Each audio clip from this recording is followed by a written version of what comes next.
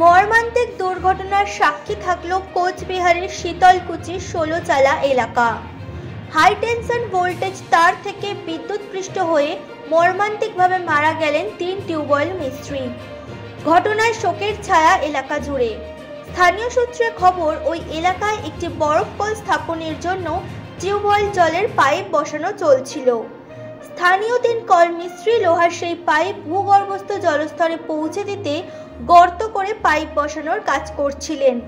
সেই সময় এই চরম দুর্ঘটনাটি ঘটে।